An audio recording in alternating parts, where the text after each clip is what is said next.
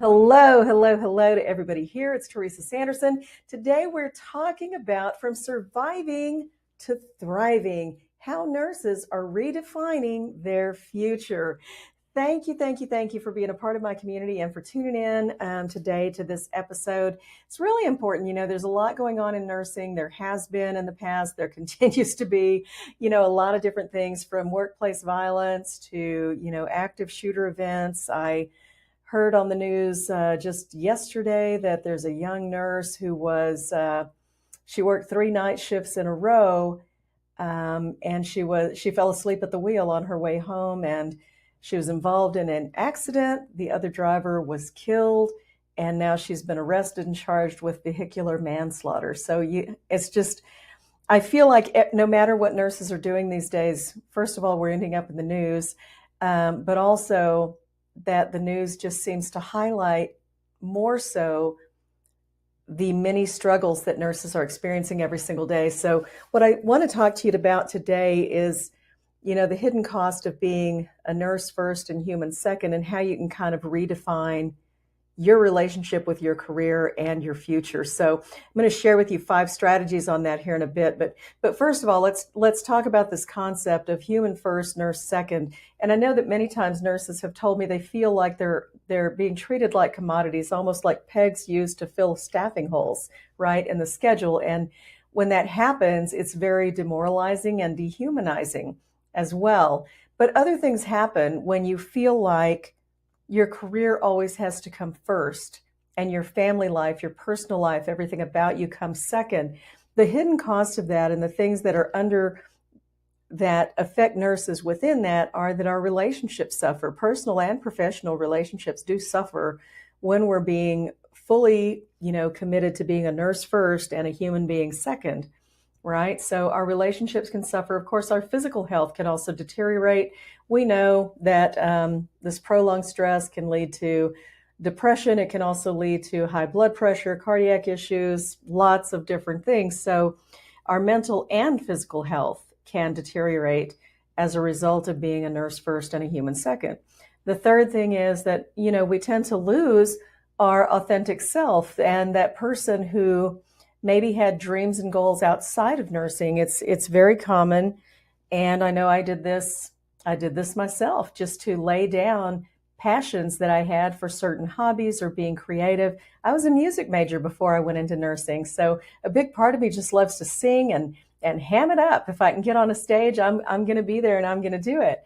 But, we tend to lose certain parts of our authentic selves and things that we truly valued as experience in our lives when, again, we're focused on being a nurse first and prioritizing our career over our humanity, okay? And the bottom line on all of this is that longevity in nursing decreases. It gets shorter because we have less tolerance for it over time because we invest so much in it that there's very little way for us to stay in the career for the long haul. And this is something that is very close to me because that's what I personally experienced when I went through major depression and couldn't work for 3 years back in 2010 to 2013.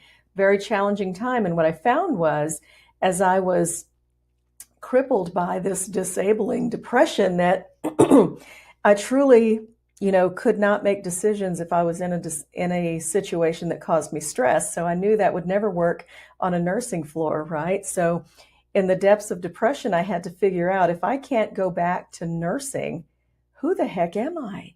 Who am I outside of this career? And what is my value outside of being a nurse? It was a very humbling and a very sobering time to really have to do some deep digging and looking and find the version of me that was a human first and then a nurse. Okay. So how can we prevent this kind of thing from happening to others, to other nurses, right? And I think this is really important to me.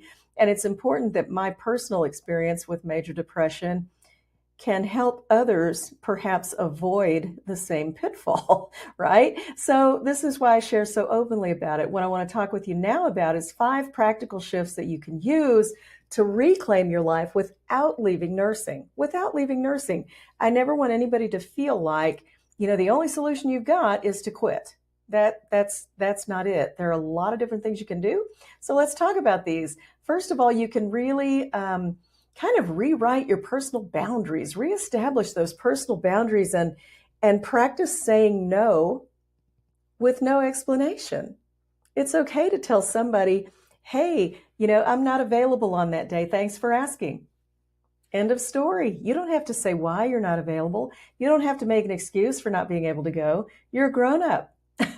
So set that boundary and also clarify your non-negotiables in your schedule. And I encourage you to talk about your non-negotiables with your nurse manager, supervisor, whoever it is that makes the schedule where you're working. They need to know and understand what your non-negotiables are. If that means you've got to be available for your kids' soccer games, you can't miss kids' events, you can't, whatever's on your heart, be sure to share that with them. Because unless they know that, they can't really do anything for you. Can they do it for you all the time? Probably not. But will you have access to it perhaps more than you do now just by voicing what you need? So part of being empowered and assertive is being able to state our needs clearly, just being able to say it, okay? And then once you've said it, then you can evaluate, well, was there any change once I made that known? Did I benefit from that? If so, how did I benefit? And kind of evaluate, right?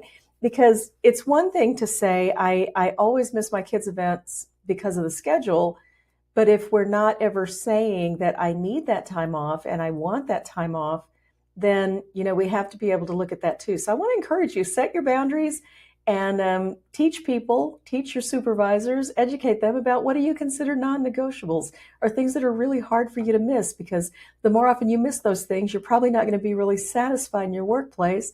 And that could lead you to have to switch positions or other things, right? So it's to the benefit of everyone that we can kind of speak candidly and with authenticity about who we are and what we need. Next, reconnect. Number 2, reconnect with your non-nurse identity. What are the things you loved to do before you became a nurse, or hobbies you used to have that you participated in, that you used to just really enjoy, that for somehow along the journey of adulthood, they just kind of fell by the wayside, right? Again, I mentioned I was a music major. I had a passion for music and singing. And in my dreams as an adolescent, I saw myself on a big stage, being able to sing. And while that never materialized, I still sing today. And I brought a lot of song to the work I did as a hospice nurse. Again, I'm willing to share authentically with my patients and their families, but I also sing at weddings, funerals, wherever. It gives me great joy to be able to do that. So I was able to reconnect with that later in my life, and I absolutely love it. I also used to write poetry. So today I don't write poetry anymore, but I journal. So I encourage you, take a look at what are some of the things that you used to really enjoy that maybe have fallen by the wayside that you could reconnect with at this point in your life, so that you can find some joy in your downtime and do some things that are meaningful for you. Number 3, I want to encourage you to prioritize your relationships. It's very, very important to spend time with your loved ones, your dear friends, and people that you value in your life, your own children, whether they're at home or now they're grown and living away from the home. So prioritize that time, because it's in those relationships with our friends and family that we are the most comfortable, that we tend to laugh the most, and also we feel the most supported. So prioritize your relationship time and pour into that time the same way you pour into your patients. Okay, this is what's going to fill your cup and leave you restored so that you can go back for the next shift and the shift after that. Okay. Also, number 4, practice self-care, but real self-care, not just, a bubble bath with some lavender essential oil. Self-care is so much more than that. Self-care means that you're going to prioritize your health by packing a nutritious lunch for yourself, that you're going to take your lunch maybe off the unit so that you can really relax. It means that when you're at home, you're going to get adequate rest. You're going to prioritize your sleep time. And you're going to get adequate exercise, physical activity. It doesn't have to be activity you hate. get some physical activity. Just being out in nature, walking in nature, and experiencing nature and real sunlight can be very healing to you and very restorative. So practice real self-care, and it doesn't have to be something that's hard to implement into your life.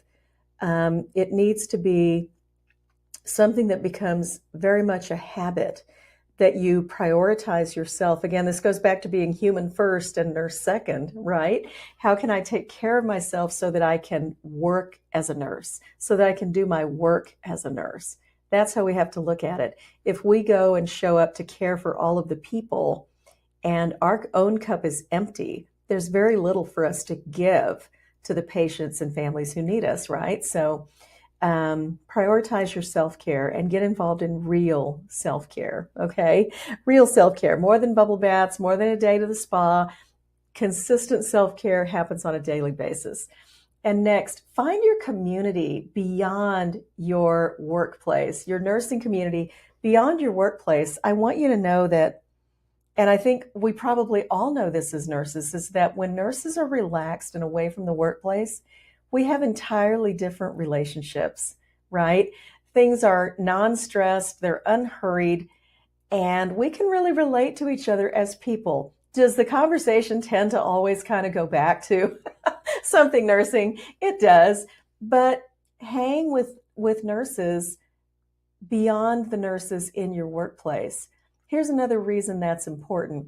It's important because if your workplace is toxic, if your workplace is riddled with harsh culture, then you need to be communicating with nurses outside of that space, because trust me, there are many who are not like that. Probably so many more than you could ever imagine.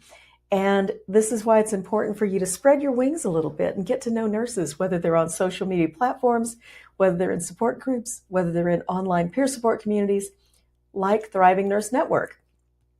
This is exactly why we're coming together with this community, is so that we can provide a solution and a way for nurses to connect outside of the traditional workplace. Because you know what? We make great friends and we make great collaborators and even confidants, because we've all been there, done that, and everybody understands. So bottom line, I want you to know you don't have to choose between nursing and living. You can do both. You can be a human being first and a nurse second. A lot of people say nursing is a calling.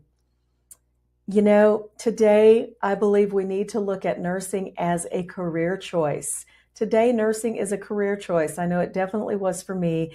And while we may value it, so dearly, a calling is something that is very altruistic and almost ministerial in nature, meaning you may not be paid at all for doing that work, and the work may require much sacrifice of you, okay?